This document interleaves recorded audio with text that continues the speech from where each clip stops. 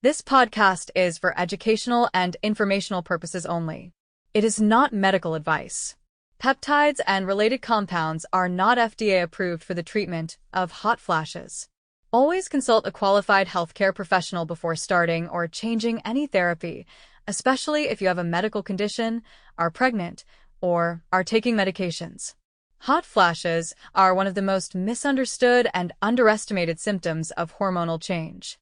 They are often brushed off as a normal inconvenience of menopause, perimenopause, or surgical menopause, but anyone who has experienced them knows they are far more than that.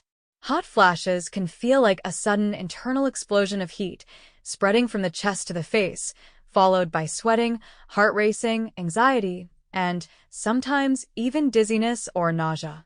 Night sweats can soak through sheets and destroy sleep, leading to fatigue, weight gain, mood changes, and brain fog. To understand how peptides can help, we have to understand that hot flashes are not simply an estrogen problem. They are a brain signaling problem. At the center of hot flashes is the hypothalamus. This small but powerful region of the brain acts as the body's thermostat. It decides when you are too hot, when you are too cold, and how your body should respond. During hormonal transitions, especially when estrogen fluctuates or drops, the hypothalamus becomes hypersensitive. The thermoneutral zone narrows. That means even tiny changes in core body temperature can trigger an exaggerated cooling response. Blood vessels dilate, sweat glands activate, and the nervous system goes into overdrive, even when the body does not actually need cooling. This is why hot flashes often feel sudden and out of proportion. It is also why stress, anxiety, poor sleep, blood sugar swings, and inflammation make them worse. The hypothalamus does not work in isolation.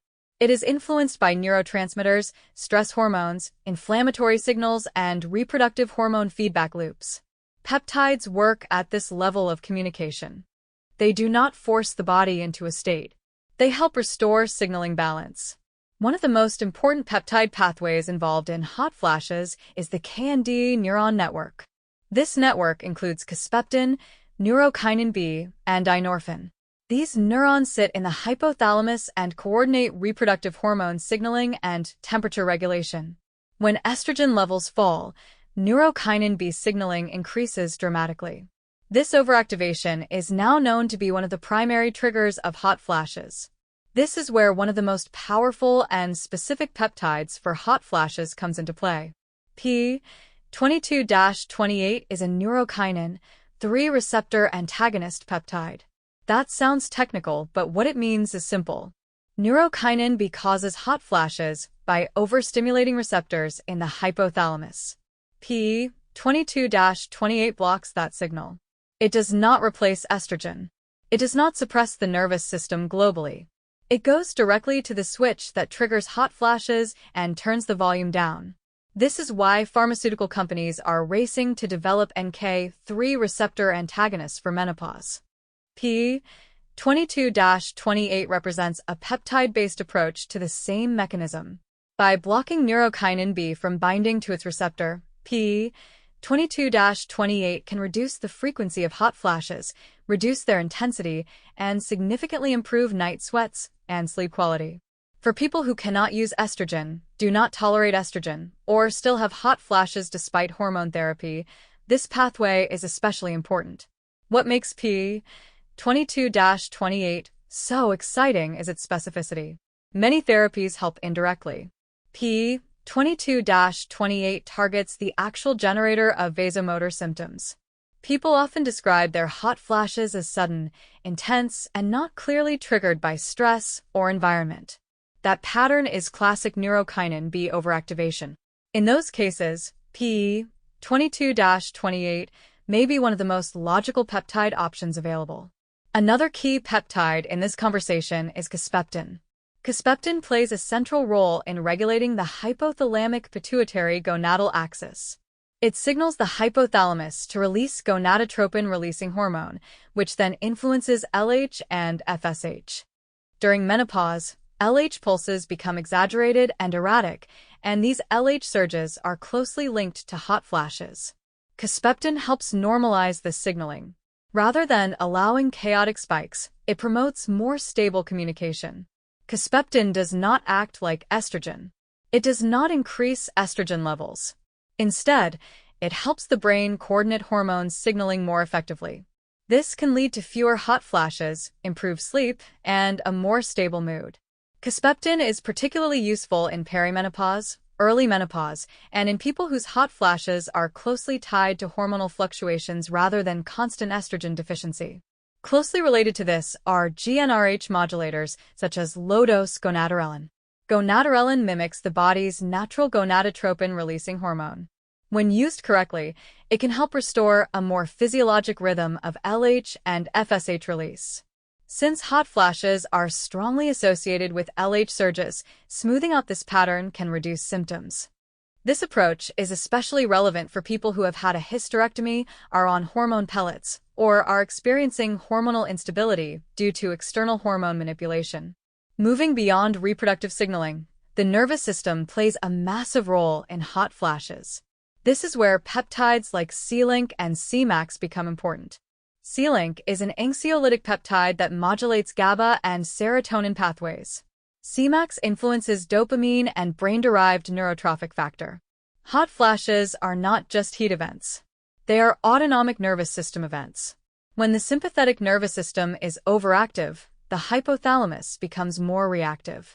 Selank helps reduce baseline anxiety and nervous system tension. This can lower the likelihood that a minor internal temperature change will trigger a full hot flash response. Semax improves stress resilience, focus, and emotional regulation. Together, these peptides are especially helpful for people whose hot flashes are accompanied by anxiety, irritability, panic sensations, or brain fog. Another peptide that indirectly supports hot flash reduction is thymosin alpha-1.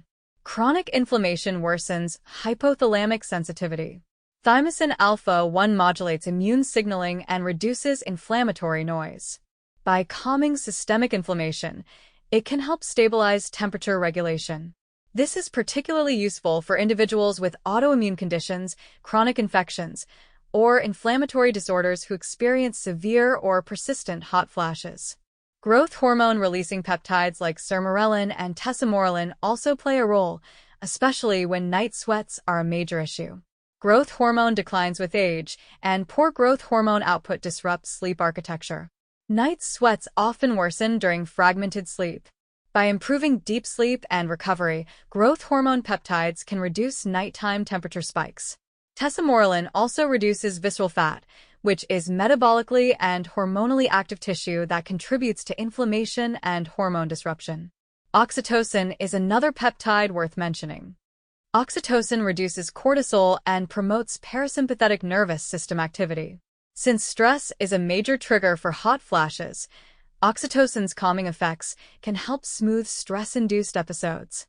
Many people notice fewer hot flashes when they feel emotionally regulated and relaxed, which reflects oxytocin's role in nervous system balance. BPC 157 does not directly target hot flashes, but it supports gut health and vagal tone. The gut-brain axis influences autonomic regulation. Poor gut health and increased intestinal permeability can worsen systemic inflammation and stress signaling. By improving gut integrity, BPC 157 can reduce underlying triggers that contribute to hot flashes. What is important to understand is that peptides work best as part of a signaling strategy. Hot flashes rarely have a single cause. They are the result of hypothalamic sensitivity, neurokinin B overactivation, hormonal instability, nervous system imbalance, inflammation, and poor sleep. This is why stacking peptides thoughtfully often produces better results than relying on one compound alone. For example, P22-28 can directly shut down the primary hot flash trigger, while kisspeptin stabilizes upstream hormonal signaling and Selank calms the nervous system. Sermorelin can improve sleep, and thymosin alpha-1 can reduce inflammatory noise. Each peptide addresses a different piece of the puzzle. Dosing and timing matter.